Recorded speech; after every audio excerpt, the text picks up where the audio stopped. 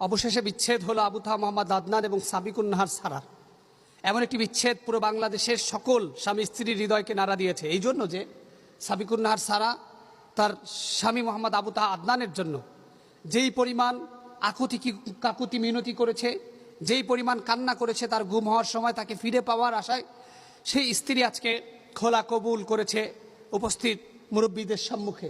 আপনারা জানেন আবু তাহা মোহাম্মদ আদনান এবং সাবিকুন নাহার সারার দীর্ঘদিন ধরে পরকীয়া সংক্রান্ত বিষয়ে এক চরম বিচ্ছেদের সম্মুখীন এবং চরম বিচ্ছেদের ঘনঘটা কালো মেঘ দেখা যাচ্ছিল।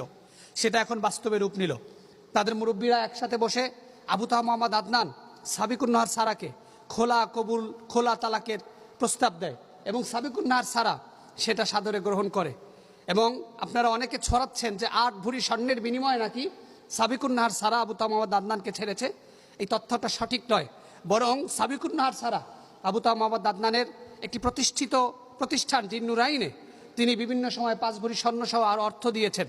তিনি সেই অর্থ দাবি করলে আবু তাহা মোহাম্মদ আদনানকে একটি নির্দিষ্ট সময় দিয়ে সেই অর্থ ফিরিয়ে দেওয়ার, অর্থাৎ 8 ভরি স্বর্ণ ফিরিয়ে দেওয়ার বিনিময়ে মূলত তাকে এই সময়টুকু দেওয়া হয়েছে এবং সে তার ধার লগ্ন অর্থ ফেরত পাবে, এটাই স্বাভাবিক।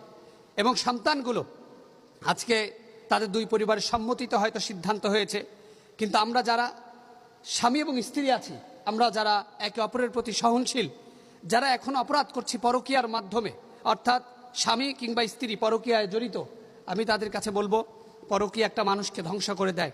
পরকীয়া পৃথিবীর সব থেকে নিকৃষ্ট আর ভয়ঙ্কর একটা জিনিস, যা আমরা হয়তো অনুধাবন করি আমাদের জীবনের অনেক কিছু শেষ হয়ে যাবার পরে। আমরা যদি লজ্জিত হই, স্রষ্টার কাছে অনুসূচিত হই, ক্ষমা চাই, হয়তো আমাদের পরিস্থিতি একটা সময় ঠিক হবে। অপরাধের এই বিশাল পারকতা থেকে আমরা ফিরে আসতে পারবো যদি আমরা আমাদের জায়গা থেকে অনুসূচিত হই। এই পরকীয়ার শাস্তি সাল্লাল্লাহু আলাইহি ওয়াসাল্লাম অনেকগুলো বলেছেন, কিন্তু একটা বলেছেন যা দুনিয়াতে পাবেই। আল্লাহ তাআলা সেই পরকীয়ার মতো নিকৃষ্ট কাজ থেকে আমাদের হেফাজত করুক। এবং চিন্তা করে দেখেন, সাবিকুন নাহার সারার মতো একজন স্ত্রী যিনি এত বেশি তার স্বামীর জন্য ফিদাপ ছিলেন, সেই স্ত্রীও পরকীয়ার কারণে আজকে তার স্বামীকে ছেড়ে দিতে বাধ্য হলো।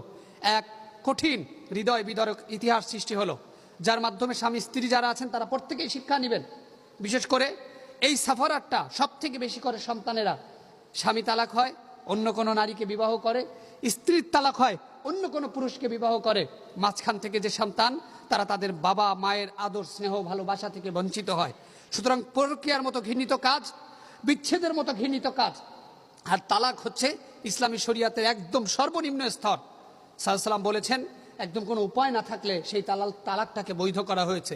সুতরাং আমরা প্রত্যেকেই যেন আমাদের হৃদয়টাকে আল্লাহর সন্তুষ্টির জন্য করতে পারি এবং তালাকের মতো নিম্ন